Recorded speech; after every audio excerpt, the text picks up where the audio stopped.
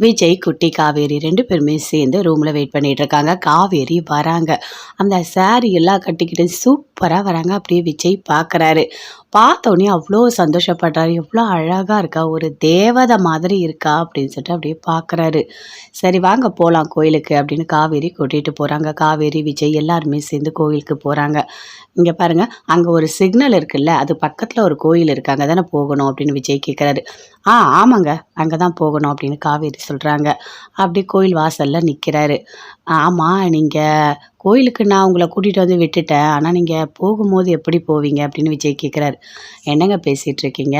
நான் என்ன உங்கள் குழந்தை மாதிரி சின்ன குழந்தையா?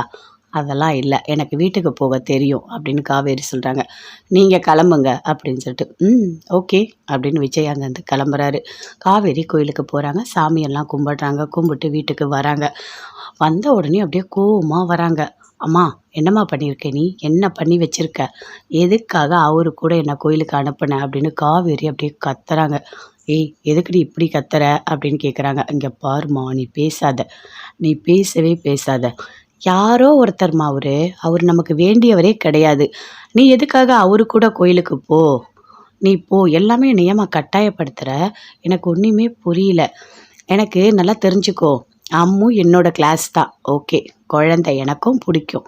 ஆனால் உனக்கு கொஞ்சம் ஓவராக இருக்குமா, ஏதோ பேத்தியை பார்த்தா மாதிரி நீ சந்தோஷப்படுற, எல்லாமே பார்த்து பார்த்து பண்ணுற, எனக்கு அது ஒன்றுமே புரியவே இல்லைம்மா. நல்லா தெரிஞ்சுக்கோ, நீ பண்ணுறது எல்லாமே ரொம்ப தப்பாக இருக்குது அப்படின்னு காவேரி சொல்கிறாங்க.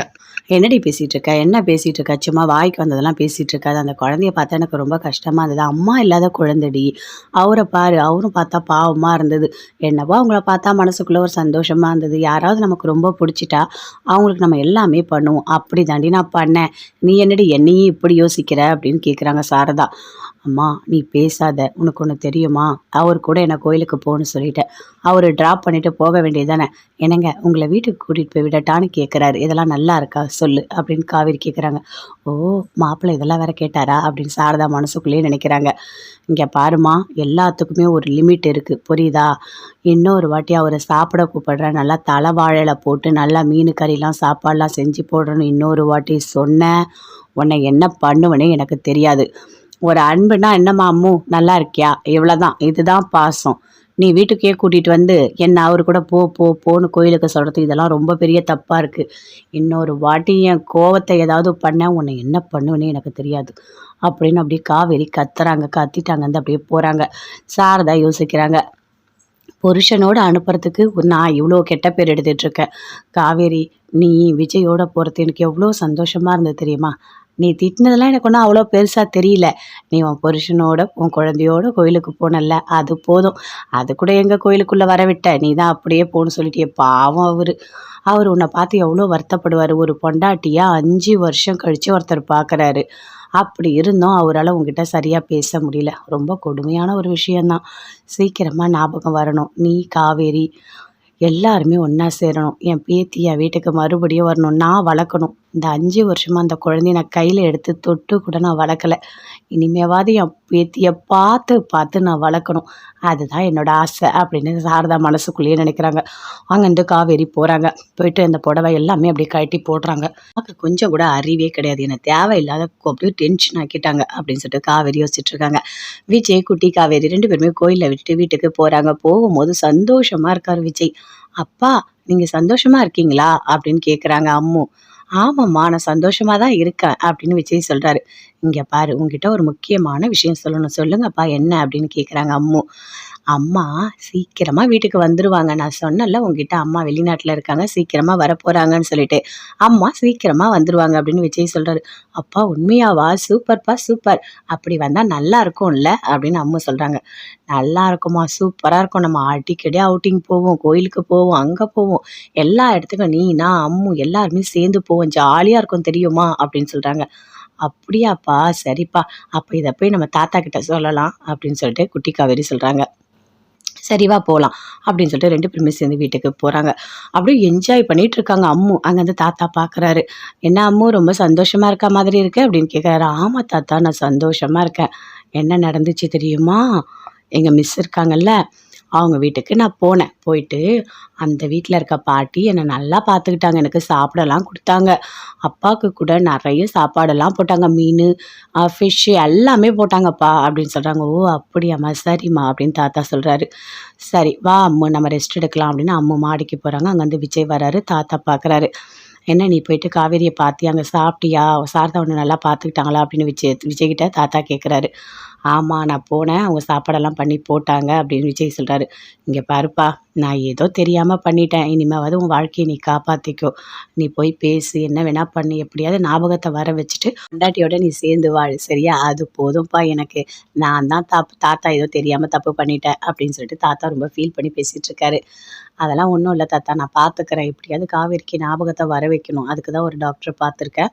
காவேரிக்கு ட்ரீட்மெண்ட் எடுக்கணும். எல்லாமே கொஞ்சம் கொஞ்சமா தான் ஸ்டெப் எடுக்க முடியும்" அப்படின்னு விஜய் சொல்றாரு. "சரிப்பா, சரிப்பா. எது நடந்தாலும் இனிமே உனக்கு நல்லதாவே நடக்கும். அந்த கடவுள் ஏதோ ஒரு வகையில உன்னையும் உன் பொண்டாட்டியும் சேர்த்து வைக்கணும்னு முடிவு பண்ணியிருக்காரு. அதனால தான் இப்படிலாம் நடக்குது" அப்படின்னு தாத்தா சொல்றாரு. ரொம்ப சந்தோஷமா அப்படியே விஜய் போறாரு. இப்படி இவன சந்தோஷமா பார்த்து எத்தன வருஷம் ஆச்சு. இவன் சிரிக்க கூட மாட்டான் அப்படின்னு சொல்லி தாத்தா ரொம்ப வருத்தப்படுறாரு. அப்படி சாரதா வீட்ல இருக்காங்க. ஃபோன் பண்றாங்க. கங்கா அட்டெண்ட் பண்ணி பேசுறாங்க. "அம்மா என்னம்மா பண்ற? எப்படிம்மா இருக்க?" அப்படின்னு கங்கா கேட்குறாங்க. "ஏய் நான் நல்லா தாண்டி இருக்கேன். ஒரு முக்கியமான விஷயம் உன்கிட்ட சொல்லணும்டி. அதுக்கு தாண்டி நான் ஃபோன் பண்ணேன்" அப்படின்னு சாரதா சொல்றாங்க. "என்னம்மா?" அப்படின்னு கேட்குறாங்க. "இங்க பாரு உனக்கு ஒண்ணு தெரியுமா? விஜய் தம்பி உயிரோட இருக்காருடி" அப்படின்னு சாரதா சொல்றாங்க. "அம்மா என்னம்மா சொல்ற? நீ சொல்றது உண்மையா?" அப்படின்னு கேட்குறாங்க கங்கா. "ஆமாண்டி, அவர் உயிரோட இருக்காரு. காவேரியோட குழந்தையும் உயிரோட இருக்கு தெரியுமா?" அப்படின்னு சொல்லிட்டு யமுனா, கங்கா எல்லாருமே லைன்ல இருக்காங்க. அப்படியே சொல்லிட்டு இருக்காங்க வீடியோ கால்ல. "அம்மா அப்படியா?" அப்படின்னு சொல்லிட்டு. "ஆமாண்டி, உனக்கு ஒண்ணு தெரியுமா? காவேரி ஸ்கூல்ல டீச்சரா இருக்கால்ல, அதே கிளாஸ்ல தான் காவேரியோட பொண்ணும் படிக்கிறா. அப்பதான் விஜய் தம்பி பார்த்துருக்காரு காவேரிய. அதுக்கப்புறம் தான் தேடி வந்து இங்க பேசினாரு. நான் கூப்பிட்டு உங்களுக்கு சாப்பாடெல்லாம் போட்டேன் தெரியுமா? எனக்கு எவ்வளோ சந்தோஷமா இருக்கு தெரியுமா?" அப்படின்னு சாரதா சொல்றாங்க. "அம்மா நீ சொல்றத பார்த்தா எனக்கே ஆச்சரியமா இருக்குமா. காவேரியோட வாழ்க்கை முடிஞ்சிடுச்சுன்னு நான் நினைச்சேம்மா. கடைசியில அந்த கடவுள் ஆரம்பிச்சு வச்சுட்டாருமா" அப்படின்னு சொல்லிட்டு யமுனாவும் சொல்றாங்க. "அம்மா காவேரியோட குழந்தை எந்த மாதிரி இருக்காம்மா?" அப்படின்னு யமுனா கேட்குறாங்க. "ஏய் அப்படியே காவேரி மாதிரியே இருக்காடி. ரொம்ப அழகா இருக்கா. அது மட்டும் இல்ல, ஒரு காவேரிய என்னால சமாளிக்க முடியல. இப்ப 2 காவேரி தெரியுமா? என்னம்மா வாய் பேசுறா தெரியுமா? அய்யய்யோ! அப்பாப்பாப்பாப்பா! தாங்க முடியல. எனக்கு கடவுளு கஷ்டத்த குடுத்தா ஒரடியா குடுத்துர்றாரு. சந்தோஷத்த குடுத்தா அதிகமா குடுத்துர்றாருடி. நான் அவ்ளோ சந்தோஷமா இருக்கேன் தெரியுமா?" அப்படின்னு சாரதா சொல்றாங்க. "அம்மா நீ சந்தோஷமா இருந்தாலே எங்களுக்கு போதும்மா. அதுதாம்மா ரொம்ப ரொம்ப வேணும். ஆமா நாங்கலாம் வந்து விஜய பார்க்கட்டுமா?" அப்படின்னு கேட்குறாங்க. கங்கா, யமுனா எல்லாருமே. "ஏய் அப்படிதான் வந்துற போறீங்கடி. அந்த மாரிலாம் வராதீங்க. ஏன்னா ஏற்கனவே காவேரிக்கு என் மேல நெறைய சந்தேகமா இருக்கு. இப்ப நீங்க உடனே வந்து எல்லாரும் வந்தீங்கன்னா, அவ இன்னும் அதிகமா யோசிக்க ஆரம்பிச்சுருவா. அந்த மாதிரிலாம் வேணாம். கொஞ்ச நாள் போகட்டும். நானே சொல்றேன். அப்ப வந்து பாருங்க. சரியா?" அப்படின்னு சாரதா சொல்றாங்க. "சரிம்மா, சரிம்மா. அக்காவோட ஹெல்த் கண்டிஷன் தான் ரொம்ப முக்கியம். நம்ம அக்கா தான் நமக்கு முக்கியம். எதுவா இருந்தாலும் அப்புறம் பார்த்துக்கலாம்" அப்படின்னு யமுனா, கங்கா 2 பேருமே சொல்றாங்க. "என்னதான் இருந்தாலும் ரொம்ப ஆசையா இருக்குமா எனக்கு விஜயும், குழந்தையும் பார்க்கணும்னு சொல்லிட்டு" அப்படின்னு கங்கா சொல்றாங்க. "எனக்கும் தாண்டி அதான் சொல்றேன்டி கடவுள் குடுத்தா சந்தோஷத்த இவ்ளோ அதிகமா குடுப்பார்ன்னு எனக்கு தெரியாது. அவ்ளோ சந்தோஷமா இருக்கேன் தெரியுமா நானு. என் பேத்திய பார்க்கும்போது அப்பப்பப்பப்பா தாங்க முடியல" அப்படின்னு சாரதா ரொம்ப ஃபீல் பண்ணி சொல்லிட்டு இருக்காங்க. அதே மாரி யமுனாவும் சொல்றாங்க. "அப்ப நான் சீக்கிரமா வந்து நான் குட்டி காவேரிய பார்க்கணுமா?" அப்படின்னு சொல்லிட்டு. "சரிடி இருங்க, இருங்க நான் சொல்றேன் சரியா? எல்லாமே நான் பார்த்துக்கிறேன். நீங்க கவலைப்படாதீங்க. ஆனா காவேரியோட வாழ்க்கை இனிமே நல்லா இருக்கும். விஜய், காவேரி, குழந்தை 3 பேரும் சேர்ந்து இந்த உலகத்துல சந்தோஷமா வாழ்வாங்க" அப்படின்னு சொல்லிட்டு சாரதா சொல்றாங்க. "சரிடி நான் ஃபோன வைக்கிறேன்" அப்படின்னு சொல்லிட்டு ஃபோன கட் பண்றாங்க. அப்ப சாரதா யோசிக்கிறாங்க. எப்படியாவது விஜயும், காவேரியும் சேர்த்து வைக்கணும். அதுதான் நமக்கு முதல் வேலை. இந்த காவேரி திட்டினா திட்டட்டும். அதெல்லாம் நம்ம காதுல வாங்கிக்கவே கூடாது அப்படின்னு சொல்லிட்டு சாரதா யோசிச்சுட்டு இருக்காங்க. அம்மு அடுத்த நாள் ஸ்கூலுக்கு போறாங்க. அங்க எப்பவும் போல மிஸ்ஸு வராங்க. விஜய் வந்து ஸ்கூல்ல விட்டுட்டு அங்கேருந்து கிளம்பி போறாரு. போன உடனே அப்படியே அம்மு பார்க்குறாங்க. "மிஸ் எனக்கு ரொம்ப சந்தோஷமா இருந்தது மிஸ். லீவுக்கு உங்கள வந்து பார்த்தேன்ல, நான் ரொம்ப ஹாப்பியா இருந்தேன் தெரியுமா?" அப்படின்னு அம்மு சொல்றாங்க. "அப்படியாம்மா ரொம்ப சந்தோஷம்" அப்படின்னு காவேரி சொல்றாங்க. "சரி நீ போய் கிளாஸ் ரூம்ல உட்காரு போ. எல்லாரும் எடுங்க, எல்லாரும் படிங்க" அப்படின்னு காவேரி சொல்லிட்டே இருக்காங்க. அப்போ காவேரி யோசிக்கிறாங்க. அம்முகிட்ட நாம லிமிட்டா தான் வச்சுக்கணும். இல்லன்னா அவங்க அப்பாவும் சேர்ந்து வீட்டுக்கு வந்துடுறாரு. வந்து டென்ஷன் ஆக்கிட்டாரு அப்படின்னு சொல்லிட்டு காவேரி யோசிக்கிறாங்க. எல்லாருக்கும் கிளாஸ்லாம் எடுக்குறாங்க. எடுத்துட்டு வெளிய வராங்க. காவேரி மறுபடியும் அம்மு வந்து பேசுறாங்க. "மிஸ் இனிமே நான் லீவுக்கு உங்க வீட்டுக்கு வந்துரட்டுமா?" அப்படின்னு கேட்குறாங்க. ஐய்யய்யோ! அம்மு அப்படிலாம் யோசிக்கவே கூடாது. லீவுக்கு அடிக்கடிலாம் வீட்டுக்கு வரக்கூடாது. எப்பயாச்சும் ஒரு வாட்டி வரலாம். அதுதான் நல்லது அப்படின்னு சொல்லிட்டு காவேரி சொல்றாங்க. அப்படியா மிஸ்? ஓகே மிஸ் அப்படின்னு சொல்லிட்டு அங்கேருந்து அப்படியே போறாங்க. ஐய்யய்யோ! இந்த குழந்தை வந்தா கூட பரவாயில்ல. கூட அவங்க அப்பாவும் சேர்த்து வந்துருவாரு. வந்தா அப்படியே வாழை இல சாப்பாடுலாம் வேற போடணும். அப்பப்பப்பா! இதுக்கு மேல இவங்கலாம் வரவே வேண்டாம் அப்படின்னு காவேரி யோசிக்கிறாங்க. யோசிச்சுட்டு அங்கேருந்து அப்படியே போறாங்க. விஜய் எப்பவும் போல போறாரு. போயிட்டு டாக்டர பார்க்குறாரு. டாக்டர் உங்கள பார்க்கறதுக்காக தான் நான் வந்திருக்கேன் அப்பாயின்ட்மெண்ட் கேட்டு அப்படின்னு விஜய் சொல்றாரு. சொல்லுங்க விஜய் என்ன அப்படின்னு கேட்குறாரு. இல்ல ஆ என்னோட ஒய்ஃப் இருக்கா. எனக்கும் அவளுக்கும் கல்யாணம் ஆகி ஒரு குழந்தை இருக்கு. அவ வந்துட்டு ஒரு ஆக்சிடென்ட் ஆயிடுச்சு எனக்கும் அவளுக்கும். ஆனா நான் நல்லா ஆயிட்டேன். அவளுக்கு மட்டும் என்ன கல்யாணம் பண்ணது, குழந்தை பொறந்தது அந்த பாதி நினைவுகள் மட்டும் போயிடுச்சு. அவங்க அம்மா கூட இருந்தது மட்டும் தான் எல்லாமே அவளுக்கு ஞாபகம் இருக்கு. அதனால என்ன யாருன்னே அவளுக்கு சுத்தமா தெரியல. டாக்டர் கிட்ட போய் கேட்டா, நீங்க எந்த ஒரு விஷயத்தையும் சொல்லி ஞாபகப்படுத்தாதீங்கன்னு சொல்றாங்க. அதனால நாங்க என்ன பண்றது? அடுத்த ஸ்டெப் எப்படி எடுத்து வைக்கிறது? காவேரிக்கு ஞாபகத்த எப்படி வர வைக்கிறது? இது எல்லாமே நீங்க தான் ட்ரீட்மெண்ட் எடுக்கணும். அதனால தான் நான் உங்கள பார்க்க வந்திருக்கேன் அப்படின்னு விஜய் சொல்றாரு.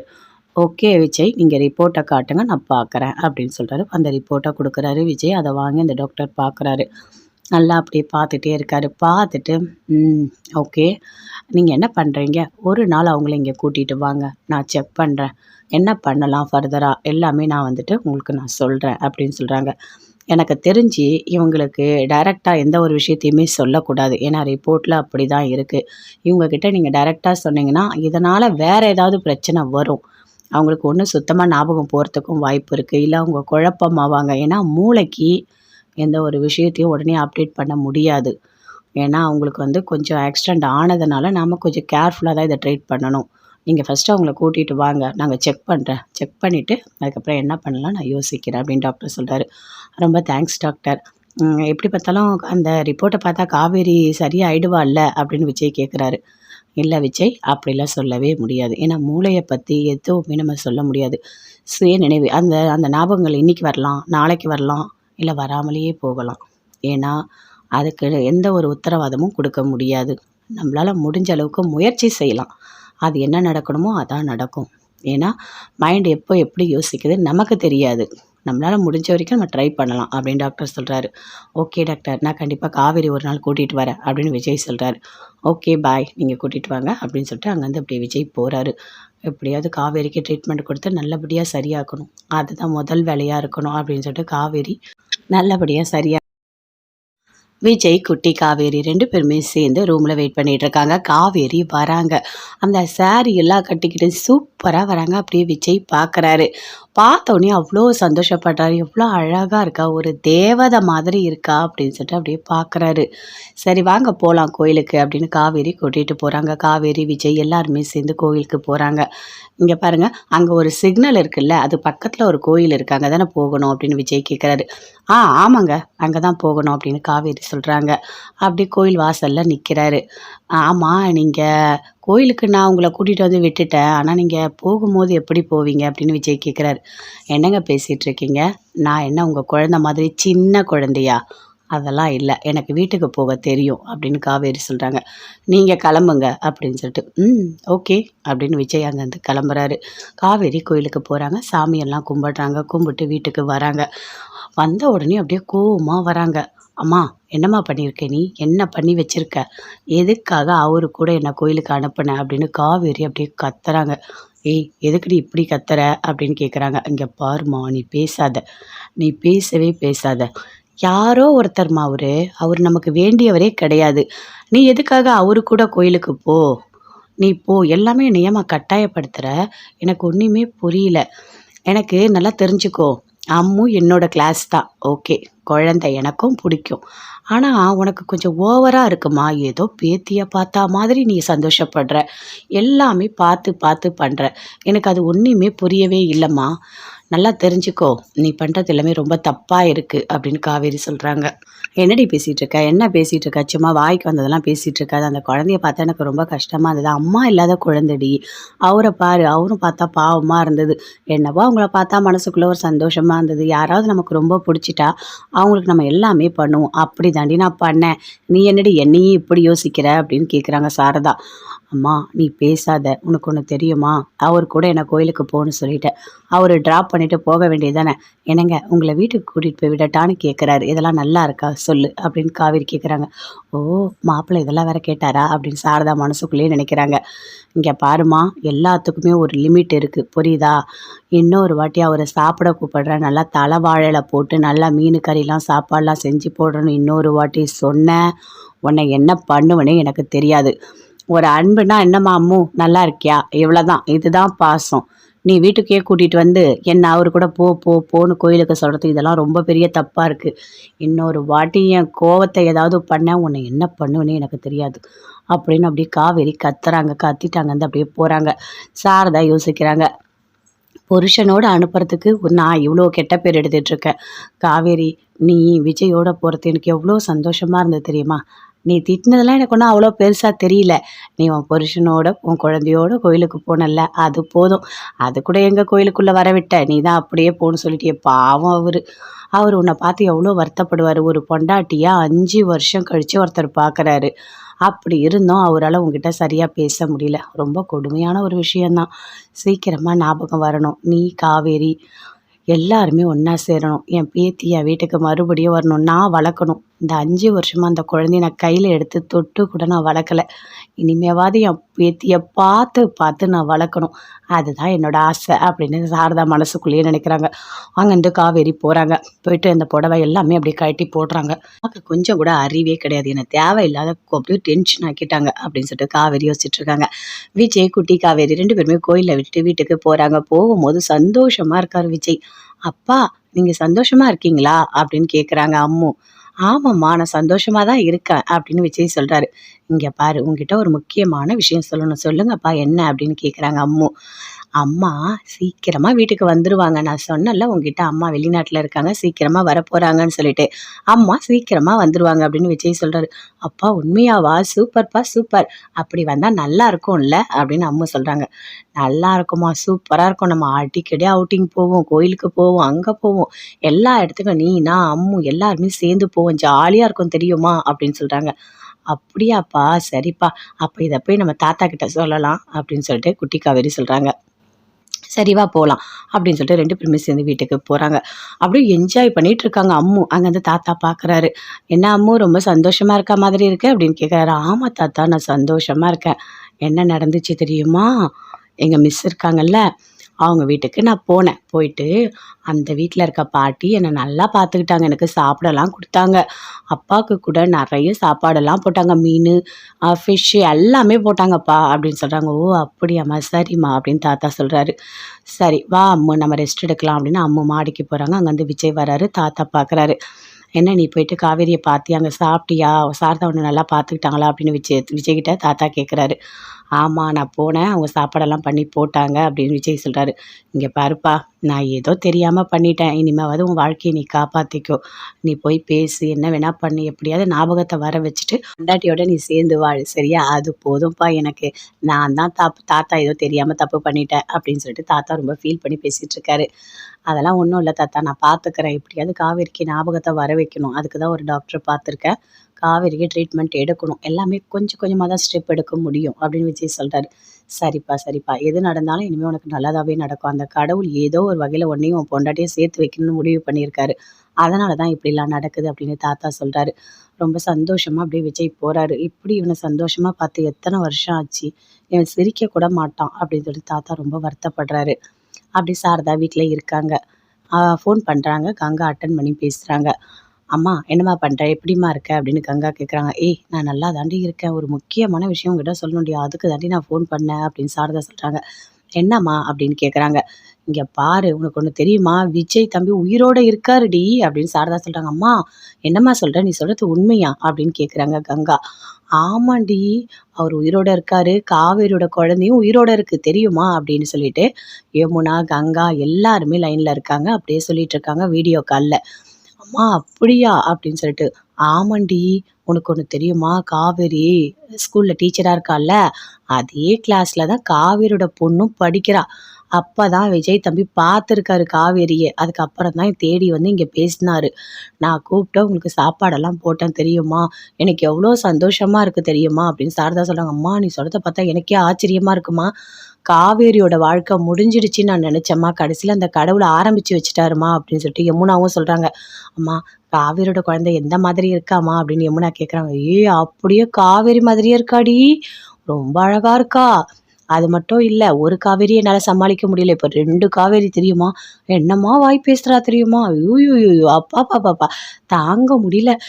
எனக்கு கடவுளு கஷ்டத்த குடுத்தா ஒரடியா குடுத்துர்றாரு. சந்தோஷத்த குடுத்தா அதிகமா குடுத்துர்றாருடி.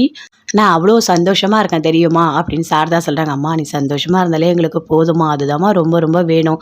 ஆமா, நாங்கலாம் வந்து விஜய பார்க்கட்டுமா? அப்படின்னு கேட்குறாங்க. கங்கா, யமுனா எல்லாருமே. ஏய் அப்படிதான் வந்துட போறீங்கடி. அந்த மாரிலாம் வராதீங்க. ஏன்னா ஏற்கனவே காவேரிக்கு என் மேல நெறைய சந்தேகமா இருக்கு. இப்ப நீங்க உடனே வந்து எல்லாரும் வந்தீங்கன்னா, அவ இன்னும் அதிகமா யோசிக்க ஆரம்பிச்சுருவா. அந்த மாதிரிலாம் வேணாம். கொஞ்ச நாள் போகட்டும். நானே சொல்றேன். அப்ப வந்து பாருங்க. சரியா? அப்படின்னு சாரதா சொல்றாங்க. சரிம்மா, சரிம்மா. அக்காவோட ஹெல்த் கண்டிஷன் தான் ரொம்ப முக்கியம். நம்ப அக்கா தான் நமக்கு முக்கியம். எதுவா இருந்தாலும் அப்புறம் பார்த்துக்கலாம் அப்படின்னு யமுனா, கங்கா 2 பேருமே சொல்றாங்க. என்னதான் இருந்தாலும் ரொம்ப ஆசையா இருக்குமா எனக்கு விஜயும், குழந்தையும் பார்க்கணும்னு சொல்லிட்டு அப்படின்னு கங்கா சொல்றாங்க. எனக்கும் தாண்டி அதான் சொல்றேன்டி கடவுள் குடுத்தா சந்தோஷத்த இவ்ளோ அதிகமா குடுப்பார்ன்னு எனக்கு தெரியாது. அவ்ளோ சந்தோஷமா இருக்கேன் தெரியுமா நானு. என் பேத்திய பார்க்கும்போது அப்பப்பப்பப்பா தாங்க முடியல அப்படின்னு சாரதா ரொம்ப ஃபீல் பண்ணி சொல்லிட்டு இருக்காங்க. அதே மாரி யமுனாவும் சொல்றாங்க. அப்ப நான் சீக்கிரமா வந்து நான் குட்டி காவேரிய பார்க்கணுமா அப்படின்னு சொல்லிட்டு. சரிடி இருங்க நான் சொல்றேன் சரியா? எல்லாமே நான் பார்த்துக்கிறேன். நீங்க கவலைப்படாதீங்க. ஆனா காவேரியோட வாழ்க்கை இனிமே நல்லா இருக்கும். விஜய், காவேரி, குழந்தை 3 பேரும் சேர்ந்து இந்த உலகத்துல சந்தோஷமா வாழ்வாங்க அப்படின்னு சொல்லிட்டு சாரதா சொல்றாங்க. சரிடி நான் ஃபோனை வைக்கிறேன் அப்படின்னு சொல்லிட்டு ஃபோனை கட் பண்றாங்க. அப்ப சாரதா யோசிக்கிறாங்க. எப்படியாவது விஜயும் காவேரியும் சேர்த்து வைக்கணும். அதுதான் நமக்கு முதல் வேலை. இந்த காவேரி திட்டினா திட்டட்டும். அதெல்லாம் நம்ம காதுல வாங்கிக்கவே கூடாது அப்படின்னு சொல்லிட்டு சாரதா யோசிச்சுட்டு இருக்காங்க.